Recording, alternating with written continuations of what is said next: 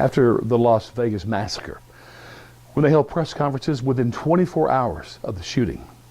They spent their time applauding and congratulating the first responders, which they should, but also the FBI, ATF, and all the government agencies for the outstanding work that they're doing. I have a real problem with that because, especially with the FBI and ATF, I want to say to them, dudes, you missed this one. You didn't identify this guy. You failed. You don't deserve to be congratulated for your work here. I'm sorry. I mean, think about this. You know, I go out and buy guns, and when I do, I have to fill out paperwork. I've done a background check. Every gun I have is registered, except a couple of antique guns. So the ATF has every bit of information about the guns I own and my own background information.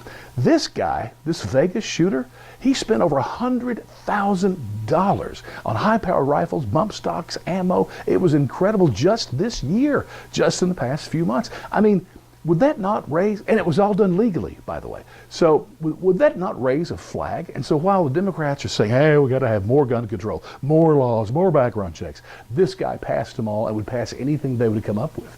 But I want to ask, where the heck was the FBI and the ATF? Listen, the NSA listens to all of our phone calls. In Chicago, when I pull up to a red light and I don't stop completely at the white line, I got a camera taking my picture and I have to show up, you know, at traffic court. If I don't pay, if I'm like $2,000 short of my taxes, you know how quick I get a letter from the IRS, a very threatening letter? So it's not asking too much for me, for them to, you know, when they see somebody. And by the way, how many Americans are spending $100 grand or more on firearms? Geez, there just can't be that many. ATF has 5,000 employees. I mean, what are they doing? The ATF, by the way, stands for Alcohol, Tobacco, Firearms. And in case you're not keeping up on the news, Al Capone's dead.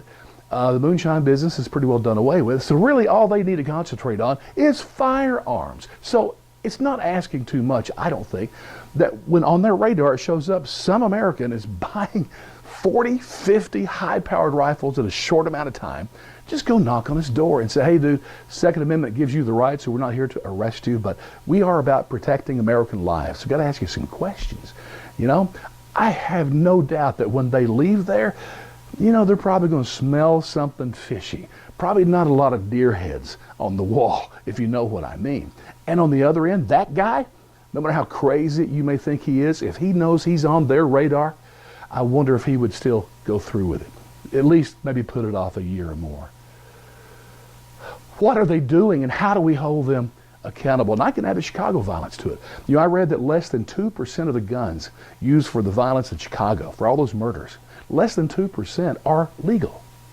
And so once again, I'm asking, where is the FBI and ATF? Because the only way those gang members are getting guns is some guy is showing up in his trunks full of guns, he sells them to gang members. He's a gun runner. But yet I hardly ever hear of anyone being arrested for that, convicted, sent to jail for life. Just don't see it. Are they that smart? You know, are they just that much smarter than all the thousands of FBI and ATF agents? I don't think so. They're just not doing a good job in saving American lives. How do we hold them accountable? I don't know.